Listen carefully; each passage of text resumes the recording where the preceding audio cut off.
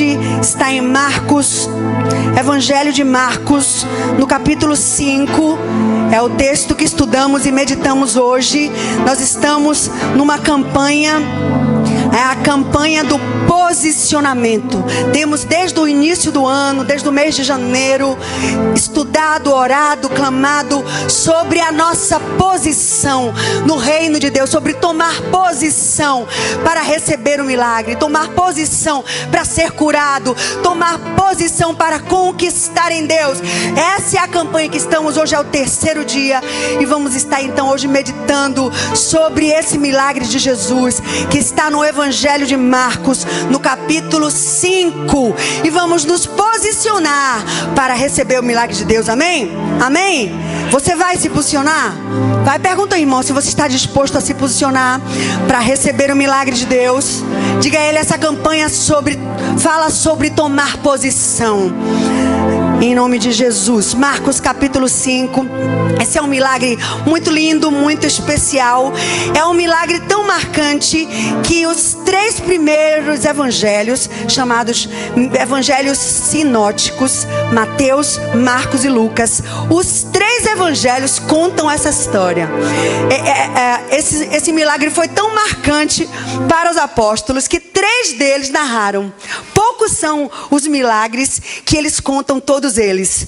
E esse milagre da cura da mulher do fluxo hemorrágico, que está em Marcos capítulo 5, está também em Mateus capítulo 9, versículo 20, e está também em Lucas capítulo 8, versículo 43. Os 3 primeiros evangelhos contaram a mesma história. Vamos ler a narrativa de Marcos, porque das 3 é a mais completa, mas a história é exatamente a mesma.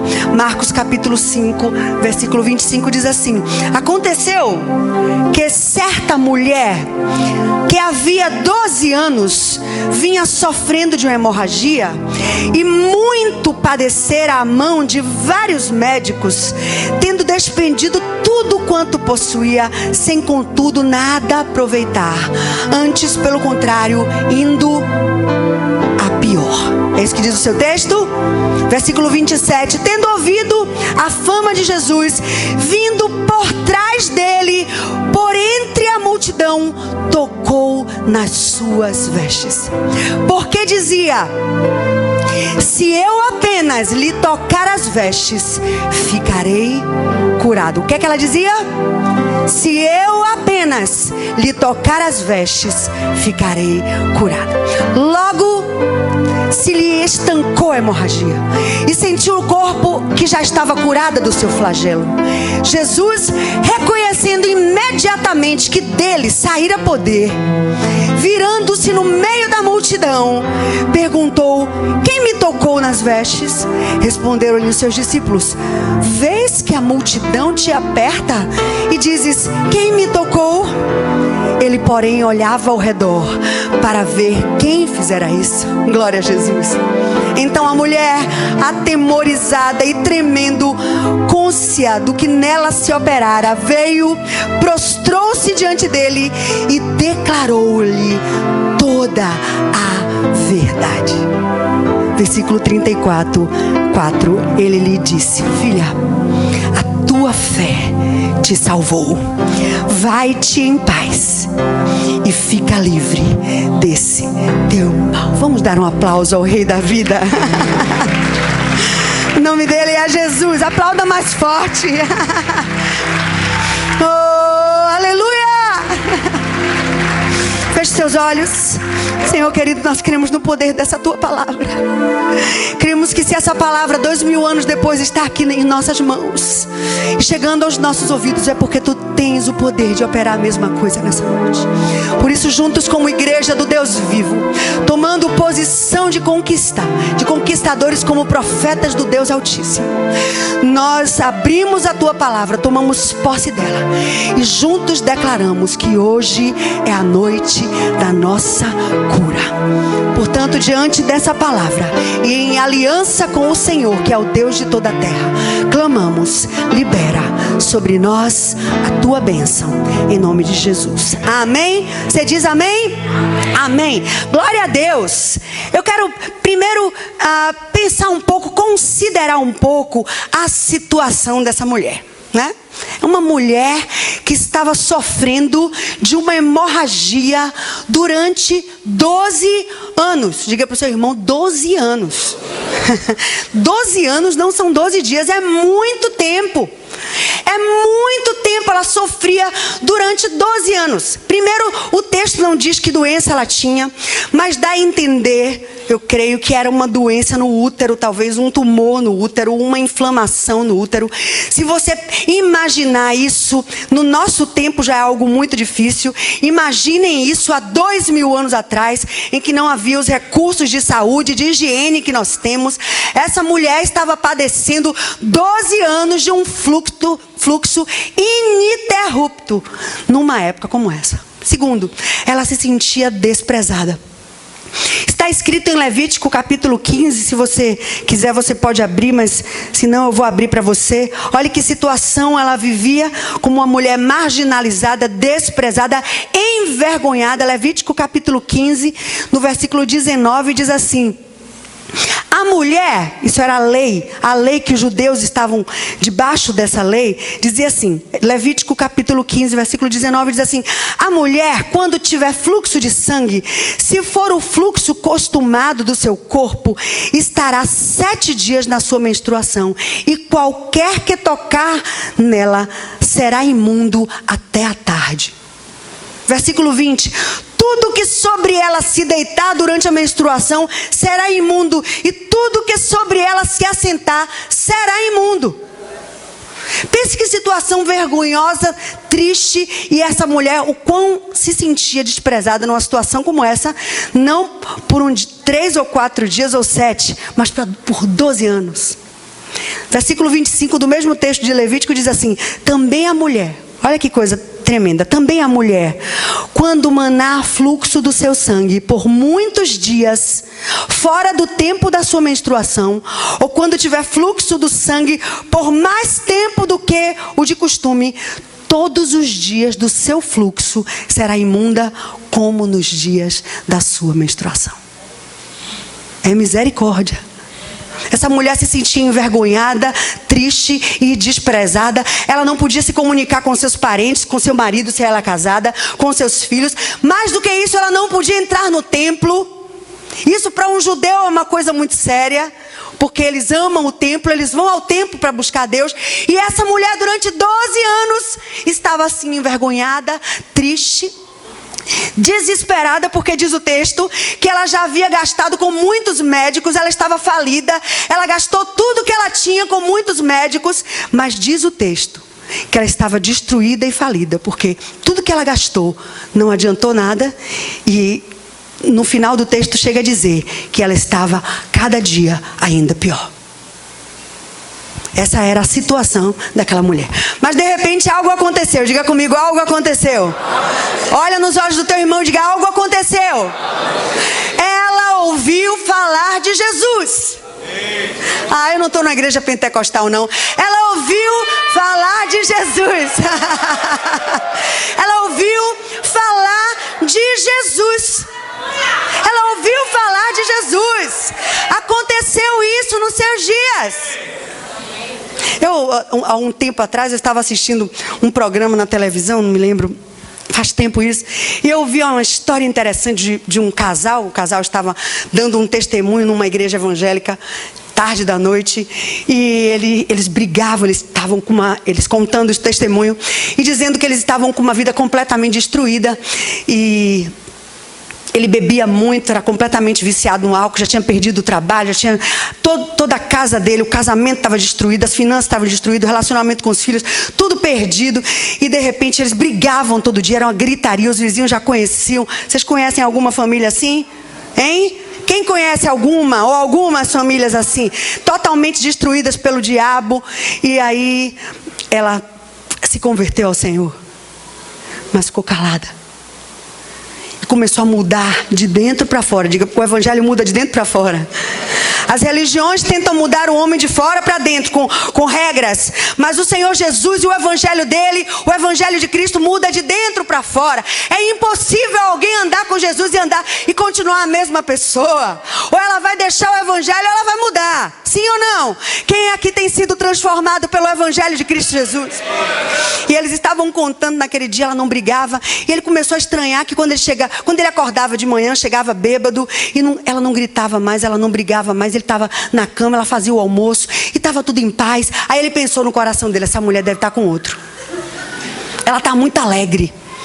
Ela está diferente demais. E aí resolveu seguir ela. E quando ele seguiu ela entrou na igreja. Diga glória a Deus. E aí ele sentou lá no fundo, viu ela entrar e ficou ouvindo. E quando ele estava ouvindo, olhando tudo, impressionado, porque ele não achou que era nada disso, de repente, ele era uma pessoa ligada a Umbanda. E ele viu o pastor chamar uma pessoa e manifestou naquela pessoa a mesma entidade que tinha ele como cavalo e aprisionava a vida dele.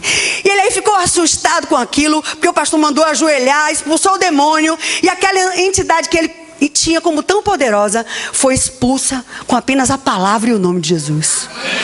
E ele dizendo na história que quando ele mesmo pensou, ele já estava lá na frente, ajoelhado também, foi liberto naquela mesma noite. E naquele dia em que eu estava assistindo o testemunho, aquele homem era um pastor com o casamento restaurado e a sua casa completamente em ordem, porque Jesus entrou na vida daquela família. É impossível Jesus entrar em sua vida e não haver transformação. Quando Jesus entra numa vida, é mais do que isso, ele quer uma casa. Ele não entra no seu coração só para você, ele entra na sua casa. Através de você, você abre a porta para ele, ele entra, e se você permitir obedecer, ele não vai parar de trabalhar na tua vida até que esteja pronto, porque ele é Deus fiel. Nós vamos desistindo das coisas, mas o Senhor, quando ele pega uma obra, ele vai até o fim. Diga para o seu irmão, para fortalecer o coração dele, quando Jesus entra em uma vida, quando Jesus entra em uma casa, ele vai até o fim, porque ele é Deus fiel. Se você crê nisso, dê um aplauso bem forte a ele e diga aleluia. É impossível alguém andar com Jesus, conhecer Jesus, caminhar com Jesus e permanecer a mesma pessoa. Então algo aconteceu no meio daquela tragédia, no meio daquela tristeza toda. Ela ouviu falar de Jesus. Diga de novo comigo, ela ouviu falar de Jesus. Mas mais do que isso, ela acreditou que Jesus tinha a resposta para ela. Porque a gente não pode ficar somente no ouvir, não é verdade? É verdade que Romanos capítulo 10, versículo 17 diz que a fé vem pelo ouvir, e ouvir a palavra de Deus. Então, primeiro eu ouço, mas se eu não creio, nada acontece na minha vida. Então, em primeiro lugar, ela ouviu falar de Jesus, mas não ficou somente nisso. Em segundo lugar, ela acreditou que havia a resposta para o problema dela. O livro de Tiago, no capítulo 1, versículo 22, diz assim: sede cumpridores da palavra, e não somente ouvintes, enganando-vos a vós mesmos. Às vezes a gente conhece pessoas que estão na igreja há 5 anos, há 10, há 20 e não muda de vida. Será que o problema está nessa palavra? Será que o problema está com o Senhor? É porque muitas vezes nos tornamos ouvintes da palavra. E a Bíblia diz em Tiago capítulo 1, versículo 22, sede cumpridores da palavra e não somente ouvintes, enganando-vos a vós mesmos. O Evangelho de Cristo é prática. Eu leio o que está escrito e vou lá e obedeço. Por exemplo, está escrito no Salmo de número 1. Quem sabe o Salmo de número 1? Bem-aventurado o varão que não anda segundo o conselho dos ímpios, e nem se detém no caminho dos pecadores, e nem se assenta na roda dos escarnecedores. Ao invés disso, ele tem o seu prazer na lei do Senhor. Segura aí sua Bíblia, o seu tablet. Ao invés disso, ele tem o seu prazer na lei do Senhor. E faz o quê? Nessa lei medita de dia e de noite. Aí agora eu vou obedecer. E depois que eu obedeço essa ordem do Senhor, então se cumpre a promessa. Este, será como uma árvore. Aleluia, diga assim, sou eu. Diga assim, sou eu. Será como uma árvore plantada ao redor das correntes das águas. Já viram ali no dique as árvores? Já viu alguém molhando as árvores do dique? Não precisa, há um rio ali, e esse rio por baixo traz água para a raiz, e as árvores são lindas. Este será como uma árvore plantada junto às correntes das águas, a qual dá o seu fruto na estação própria, e cuja folha não cai. O que mais? Tudo que fizer prosperará. É uma promessa do Senhor. Tudo que fizer prosperará, porque eu tenho prazer na lei do Senhor, e nessa lei eu medito dia e de noite. Então sede, diga para o seu irmão aí do lado, sede cumpridores. Diga, seja cumpridor da palavra. E não somente ouvinte. Diga a ele, não se engane. Não se engane. Em nome de Jesus. Gálatas 6:7. Não vos enganeis. De Deus não se zomba. Aquilo que o homem semear, certamente ceifará. Você crê nessa promessa? Na lei da semeadura? Crê nisso? Então aplauda bem forte ao Senhor. Essa mulher ouviu a palavra, ouviu dizer que Jesus estava ali, mas não ficou somente nisso. Ela saiu, ela acreditou, ela disse, se tão somente eu tocar na orla do manto de Jesus, eu sei que eu vou receber a cura. Ela acreditou que em Jesus estava a resposta, e ela, em terceiro lugar, se moveu, agiu pela sua fé. Hebreus 11:6 diz, sem fé é impossível agradar a Deus, porque é necessário que aquele que se aproxima de Deus não somente creia que Ele existe, mas que Ele é galardoador daqueles que o buscam. Ele gosta de dar presente. Amém? Jesus, o Senhor Deus tem prazer em abençoar você. Em nome de Jesus. Primeiro, ouviu falar que Jesus estava ali. Segundo, ela creu que em Jesus estava a resposta. E em terceiro lugar, ela agiu conforme a sua fé. Quanto tempo são 12 anos? Quanto tempo são 12? Você tem ideia? Eu anotei aqui. 12 anos são 105.192 horas. 105.192 horas. 4.383 dias. 624 semanas. Ou 144 meses. É muito tempo? É muito tempo? Dá para fazer o ensino médio todinho. Dá para se formar em medicina com 2 especializações. É muito tempo? Sim, mas o que acontece é que não é só para as coisas boas. 12 anos também é tempo suficiente para destruir família. É tempo suficiente para destruir casamento. É tempo suficiente para trazer mágoa, ferida na alma. Qual é o peso desse copo aqui? Quem se arrisca a dizer? Quem se arrisca a dizer qual é o peso desse copo? Estão vendo onde é que está a água? Pense antes. Estão vendo até onde está a água? Aqui é água. Quem quer arriscar o peso desse copo?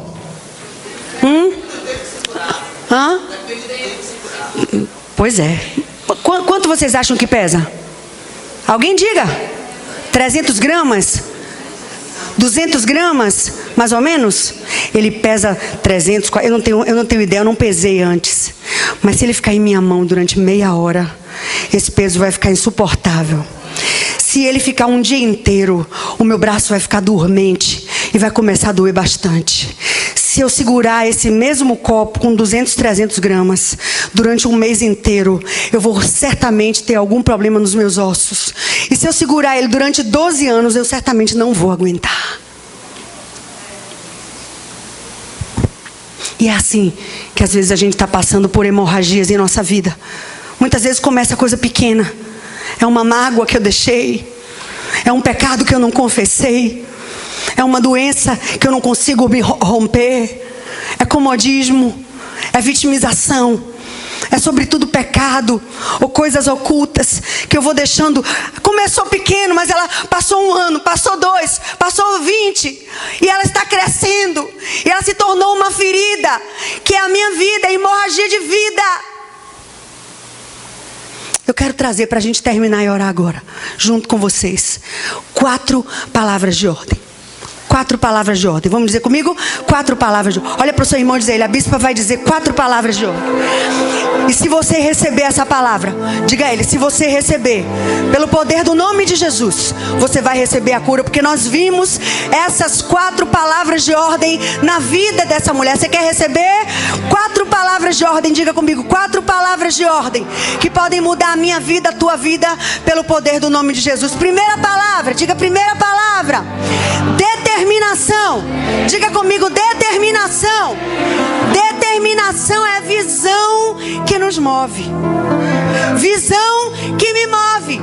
Porque enquanto eu fico só sentada vendo, não realizo nada. Mas quando eu me determino, eu tenho uma visão que me move. Olha, eu li uma frase interessante que diz assim: os grandes livros e os grandes filmes narram histórias de sucessos ou de fracassos, jamais de ócio. Jamais de ócio. Os grandes filmes que a gente assiste, ou os grandes livros que a gente lê, eles narram alguma história de algum fracasso de alguém, ou de algum sucesso de alguém, mas jamais de ócio. Eu preciso realizar alguma coisa. Eu preciso sair do meu lugar, fazer alguma coisa, amém? Você quer exortar seu irmão em amor, dizer isso a ele? Olha nos olhos dele e diga: se determine, meu irmão. Se levante e faça algo. Diga a ele: faça alguma coisa que ninguém pode fazer por você. Determinação é a primeira palavra de ordem. Se levante, se mova, reaja. Chega de paralisação. Está na hora de você se determinar e agir, amém? Amém? Primeira palavra de ordem. Eu quero ouvir bem forte: determinação. Segunda palavra de ordem: oportunidade. Diga comigo: oportunidade. Diga para o seu irmão: oportunidade. Veja que situação ela estava. Aquela mulher era marginalizada, envergonhada, desprezada e falida. Ela não tinha a opção, como Jairo, de falar com o mestre, dizer: mestre, bote a mão aqui em minha cabeça. Como você faz que pede a um homem de Deus, a uma mulher de Deus: ore aqui por mim. Ela não podia fazer isso. Ela não podia pedir aos discípulos: por favor, peça ao mestre para orar por mim. Por quê? Porque ela era imunda. Mas ela pensou, ela disse: a única coisa que eu posso fazer é sair no meio dessa multidão, escondida de todo mundo. E no meio da multidão, por trás. Eu não posso nem ir pela frente dele, porque ele não pode me ver, os discípulos não podem me ver. Eu vou no meio da multidão, por trás dele, e eu vou segurar na orla do manto dele. Porque eu sei que se apenas eu tocar na orla do manto dele, eu sei que eu serei curada. Segunda palavra de ordem: oportunidade. Oportunidade. Tem gente que tem tudo e não faz nada. Às vezes a gente tem tudo e não faz nada. Passa a vida toda olhando outra. Um dia eu vou, um dia eu faço. Um dia eu vou fazer esse curso. Eu acho tão bonita a pessoa assim. Fica perdendo tempo. Perdendo tempo. Tem coisas que o tempo cura, mas tem coisas que o tempo não traz atrás. Oportunidade. Se levante. Olha, José do Egito era alguém que podia ter desistido de tudo, porque ele tinha tudo para ser um azarão. O camarada foi vendido pelos próprios irmãos. Aconteceu tanta coisa na vida dele, mas ele se determinou em Deus, e por isso ele foi vitorioso. Para de murmurar, irmão. Aproveita a oportunidade. Você quer saber de uma coisa? Cada dia é uma oportunidade. Eu li uma história de um homem, Walter Malone. Ele disse assim: ao nascer do sol, todas as almas nascem novamente. Meu nome é oportunidade, e eu ordeno que você se levante hoje para lutar e vencer. Aproveite o dia, tem um filme, né? Carpe Diem. Aproveite o dia. Cada dia é uma oportunidade. Diga para o seu irmão, cada dia é uma oportunidade. Hoje é uma oportunidade. Essa noite é uma oportunidade. Valorize cada dia como uma dádiva de Deus. Valorize cada dia hoje. E se Deus nos permitir acordar amanhã, acorde dizendo: Deus, eu te louvo. Esse dia é uma oportunidade para eu lutar e vencer. Terceira, qual é a primeira palavra? Determinação. Segundo, oportunidade. Terceira palavra de ordem, sinceridade. Diga comigo, sinceridade. Está no versículo 33. A Bíblia diz que quando Jesus descobriu aquela mulher, ela lhe contou toda a verdade. A verdade inteira. Porque agora tem uma história de mentira, né? Meia verdade. Já ouviram falar? Meia verdade é uma mentira inteira, né? Meia verdade é uma mentira inteira. A Bíblia diz no versículo 33 que ela contou toda a verdade. Terceira palavra de ordem, sinceridade. Quem é você? Qual é a sua hemorragia? Talvez seja um relacionamento ruim, destrutivo, sentimentos que você guarda. Mágoa de alguém que te feriu. Talvez essa pessoa tenha te ferido de verdade, mas se você continuar com essa mágoa, você vai ter uma hemorragia para sempre. 10 anos, 20 anos, para quê? Aí você pode olhar para mim e dizer: bispa, mas essa pessoa não merece ser perdoada. Mas você merece ficar livre desse peso. Perdoe, abra mão, tire a mágoa do teu coração. Isso é hemorragia. Acenda, olha aqui para mim, nem pisque, olha aqui para mim. Acenda a luz do cárcere. Acenda a luz do cárcere. O que é que está prendendo você? Qual é a tua hemorragia? Você tem coragem de dizer a Deus? É um vício? É uma mania? É alguma coisa que ninguém sabe? É orgulho? É culpa? Qual é o tipo de hemorragia que está fazendo com que a tua vida seja desperdiçada? Hoje é dia de você acender a luz do cárcere e dizer a verdade inteira. Amém? Amém? Canção bonita que a gente canta aqui do Rafa diz: eu não quero mais ficar no raso, eu vou mergulhar. Chega de superficialidade. Você precisa ser sincero. Deus, eu preciso. Esse é o meu pecado, essa é a minha mania, essa é a minha cadeia, isso que tem prendido a minha vida. Me liberte, Deus.